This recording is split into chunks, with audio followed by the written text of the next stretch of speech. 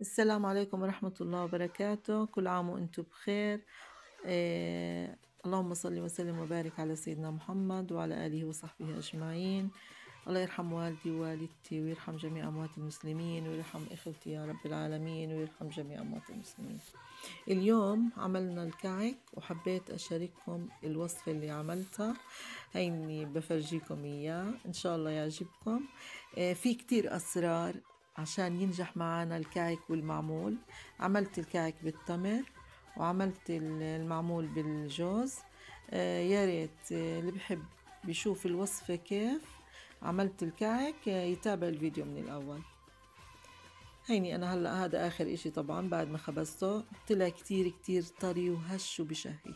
هلأ أنا بقول لكم يعني إنه أنا براحة إيدي، هي عندي السميد محطوط على الطاولة عندي، براحة إيدي هيك بمسكه وبفركه.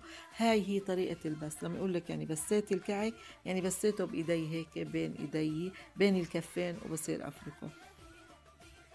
هلا عندي بالعيار هاد أي عيار بدك تعايري فيه، سواء كان مج، صحن، زبدية، أي شيء بتكوني انت بدك تعايري فيه. أنا حطيت 3 مقادير لمقدار واحد سمنة وخلطته بزبدة. هلا أنا عندي هاي الطاسة اللي هي الزبدية عندي. بحب دائما أنا لما أعمل الكعك أستعملها هي. طبعا أنا السميد منخلاه من قبل، وأنا جبت سميد فرخة أحسن إشي. طبعا سميد الفرخة عنا كتير كتير منيح. بتشرب يعني المواد الدهنية وبتطلع الحبة كتير كتير هشة، كتير كتير زاكي، طعمه كتير زاكي وطري وهش. وإن شاء الله إذا اتبعتوا المقادير والطريقة اللي أنا عملتها بالضبط تشوفوا كيف حيطلع معكم. هلأ بحطهم 3 مقادير سميد. وهلأ مقدار إله اللي هي السمنة والزبدة، بكون أنا مسيحة الزبدة، ما بنفع ما أسيحها، بكون مسيحة. هلأ بحطهم 3 بكونوا وبفركهم بإيدي ببسهم. طبعا ببيته 24 ساعة أقل إشي. إذا بتحبي بيتي حتى 48 ساعة أحسن وأحسن، بس على القليلة يكون 24 ساعة. هلأ السمنة عندي عشان إحنا الجو عنا بارد، حاولت إني أسيحها شوي. والزبدة كمان حطيتها بالميكروويف. كملت يعني بهذا المقدار. حطيت هذه زبدة اللي بالصحن، حطيت زبدة وحطيت كمان سمنة. أنا بستعمل بالنسبة إلي يعني أنا من يعني زي أمي الله يرحمها بستعمل على طريقة الوالدة الله يرحمها. استعملت الغزال، سمنة الغزال.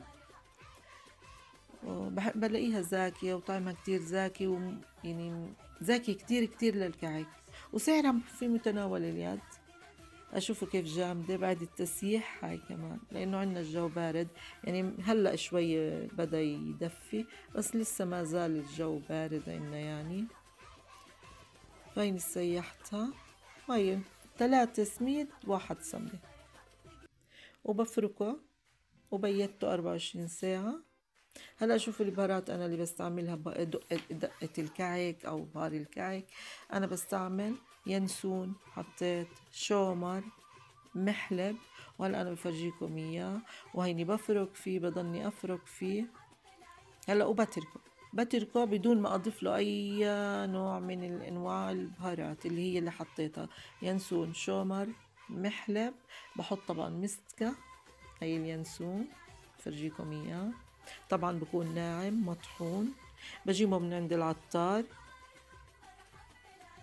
هي ضفت له، انا ما بحب اكتر كتير على الكمية هاي، يعني تقريبا معلقة صغيرة. وهي اليانسون، هداك شومر هذا ينسون. وبحط لها هلا المحلب بكون حب وانا طحنته بالمطحنة تبعت الشاف اللي عنا المولينكس. هيني طحنتها. هلا بديرها زي معلقة تقريبا. هلا بضيفه للسميد وبفركه كمان مرة قبل ما أعجن، عشان ما مش حبات سميد تاخد من البهارات وحبات لا فبفركه كله مع بعض. هلا السكر هاد عشان المسكة حبات، فبطحن مستكة مع السكر، طحنته في هاي المطحنة وبضيفه على السميد. وطبعا بضيف حليب، في ناس بتحب تعجن بالحليب السائل، وفي المبستر، او في ناس بتحب تعجن بحليب بودرة الجاف، حسب ايش عندك موجود عادي. انا حاطه كل العده تبعت الكعك بهاي السله. هاي المحلب بفرجيكم اياه، اسمه محلب من العطار كمان بتجيبيه. وهلا بفرجيكم كمان المستكة اللي طحنتها مع السكر. هي المستكة حبات بتكون، فما بقدر أضيفها هيك، بدها تكون ناعمة، فبطحنها مع السكر زي ما ضفتها هلأ. لما ضفتها هاي بتكون فيها سكر ومستكة. هلأ بفركه كله بإيدي هيك بالراحة بإيدي، مش تعجين. بس الكعك لما نعمله مش عجينة، يعني بلمه لم، بحركة اللم هيك، بس لم وبفركه، بس مش تعجين. أنا طاحنة هون فستق حلبي اللي بالصحن هاد، اللي بالجات هذا فستق حلبي. عشان هلا تشوفوا كيف الطريقة بعملها. طبعا مي ما تكتري مي، بس تلم معاكي حبة السميد. هي بس برش رش وبصير أفرك ألم العجينة عشان تتماسك معاي. هلا بتتماسك معاي، يعني رشيت رش انت بتشوفيها. طبعا ما بقدر اعطيكم كمية، ايش هي الكمية تقريبا للمي، لانه المي بتختلف. السميد انا شريت سميد الفرخة، ممكن انتوا تشتروا نوعية تانية تختلف كمية المي السوائل لعجينة السميد. شوفي هلا انت كيف بتعرفيها. هي شوفي لمت بايدي كلها. المهم ما تكون تشقق معاكي لما انت تكوريها هيك بايدك. هي شوفي افرديها هيك شوي، تحسي حالك لما تمسكيها ما شققت معاكي، اذا العجينة ناجحة 100%. شايفة كيف؟ هي انا قلت لكم كيف يعني بتكون. هلا انا بدي احشي بالتمر اللي هي العجوة. بجهز العجوة وبتركها، انا ما ضفت لها الخميرة. هي جبتها على جهة. هلا التمر بجيبه، أنا بجيب هذه النوعية كتير كتير قال لي منيحة، السعودية، هي معجون التمر. كتير كتير لقيتها منيحة وطعمها زاكي كتير. هلا بفتح الباكيت وبحطها وبضيف لها شوية قرفة، معلقة تقريبا لهذا كيلو. بقطعها هلا لأنها أكيد يعني بتكون لسه بدها تعجن. بعجنها بفركها بمعلقة قرفة، وبحط لها هي معلقة قرفة، وبحط لها شوية هيل حطيت لها، وبعجنها. بلاقيها كتير زاكي. هذا طبعا الهيل حبهان، حبهال اسمه، بنقول له هيل. هي بضيفه، بعطي طعم زاكي كتير للتمر. وهلأ بعجنه بإيدي وبحط له شوية زبدة. يعني أنا تقريبا حطيت للباكيت الكيلو 100 جرام زبدة، هي مسيحاها وبضيفها على التمر وبعجنها في ايدي عشان يطرى. شوفوا انا مع اني سيحتها سبحان الله، بس عشان الجو بارد، ما زال عنا بارد الجو، فبتحسيها لسه بتجمد يعني. هلا انا هيني بفركه كله بايدي عشان اطريه واعجنه ياخد طعم القرفة وكله يتخربط مع بعض. بخربطه. وضفت شوية من الجوز من الفستق الحلبي اللي أنا مكسراه وطحناه، حطيته فوق التمر. وهلأ بصير أكور فيه. طبعا كرة التمر لما أنا أكورها يعني بدها تكون أصغر بشوية من قطعة السميد اللي بدي أعملها، عشان تبقى الحبة متناسبة، يعني كمية التمر مناسبة لعجينة السميد. الحبة ما تكون فاضية يعني تمر، ولا تكون إنها مليانة كتير تمر عشان تقدر تغطيها كلها. فهلأ بصير أبلش أقطع العجينة. أنا ما بعرف أشتغل بالجلافز طبعا كل وحدة عارفة بدها تطعمي عيلتها، فأكيد إيدينا بدهم يكونوا نضاف.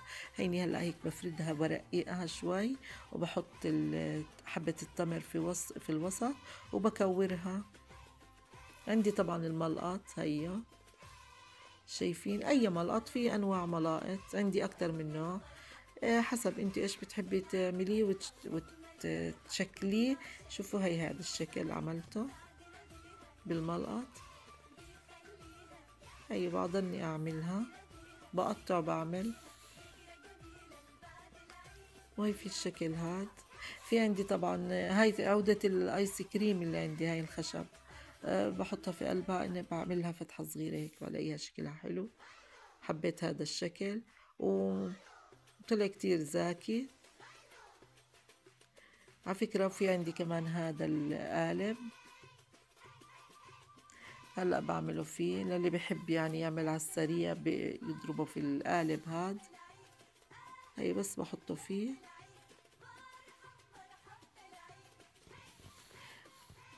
الحمد لله. انتوا قولوا لي كيف طريقتكم بتشكيل الكعك؟ ان شاء الله طريقتي تكون اعجبتكم وسهلة كتير، وهدول كتير القوالب اعجبوني. بس هيك بتحطي بتكوري وعلى طول بتضغطي على السريع. يعني ما باخد معك وقت. يعني انا ما اخد معي، حسيت وقت كتير، كان دمه خفيف والعجينة كتير روعة كانت. يعني بس ما تكتروا مي وانتوا تعجنوا فيه، حاولوا ما تكتروا. هلا الجوز، انا هذا جوز القلب عندي، ضل عندي من ايام يعني من القطايف، لاني كنت جايبه كيلو.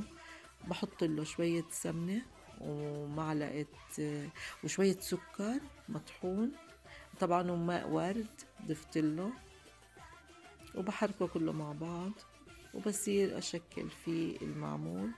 في بقالب إذا بتحبي، وفي بيعملوه بإيدك حسب. في قوالب خشب، بس ما بعرف ليش أنا ما عملت قالب الخشب، مع إنه عندي قوالب خشب. بس عندي هدول القوالب. طبعا قالب الخشب قالب عفوا التمر بيختلف عن قالب الجوز أو الفستق حلبي.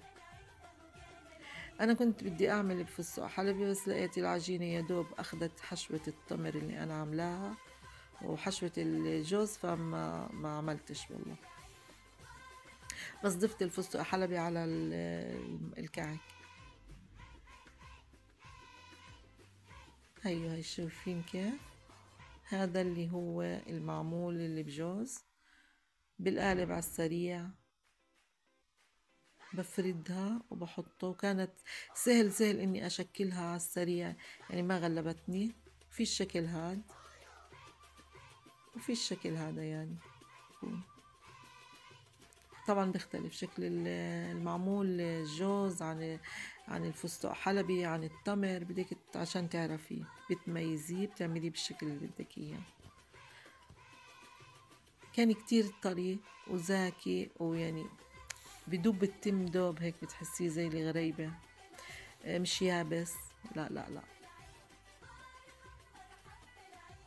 هيني هيك جهزته. هلا بلمح البصر جهز عندي. هي اللي بالجوز، وطبعا هداك السدر بالتمر. واحسن احلى خبيز واحلى صواني، انا عندي جرانيت وعندي تيفال، بس احلى اشي الالمنيوم. الالمنيوم كتير روعة للخبيز الكعك، كتير منيحة. هاي بعد ما خبزتهم، شوفوا اللون اللي خبزته كيف. بحب احطه في الوسط اول اشي، بعدين بحمر الوجه هيك وضلني قاعدة جنبه، ما بتركه نهائي. شوفوا كيف يعني بفرجيكم اياه، كيف الحبات طرية. حبة الكعك كتير طرية. طبعا انا ما قدرت اكل منه لانه احنا صايمين. وهلا بدي افرجيكم حبة الجوز، هيها كيف. هاي بقسمها هلا قدامكم، شايفين كيف. كتير عن جد زاكي. طبعا اقتصادي بده يكون، مش زي ما نشتري من برا. اكيد يعني اغلى بده يكون. في محلات الحلويات بكون اغلى، في يعني حلويات ببيعوا اغلى، وفي لا. بس طبعا الزاكي بكون اغلى. بس ما في بعد عمايل الايد، مش عشان انا عملته لا، ما في اذكى من عمايل الايد. جربوا طريقتي ومش حتندموا صدقوني. أعطيتكم إياه بكل مصداقية، ما يعني ما خفيت إشي، ما خبيت إشي. حكيت لكم كل إشي أنا عملته، وكان مصور قدامكم وكيف عملته والكميات اللي عملتها فيه. إن شاء الله تعملوه وتقولوا لي كيف. إن شاء الله تعجبكم. طبعا هلا عندي سكر مطحون، هاد بنرشه على وجهها.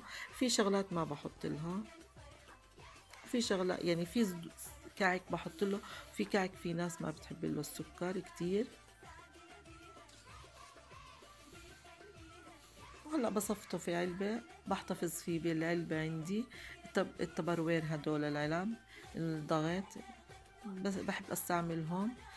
بحتفظ فيهم، يعني بحتفظ بكمية الكعك اللي بتزيد، لانه بضله زي ما هو وريحته فيه وطعمه كتير زاكي.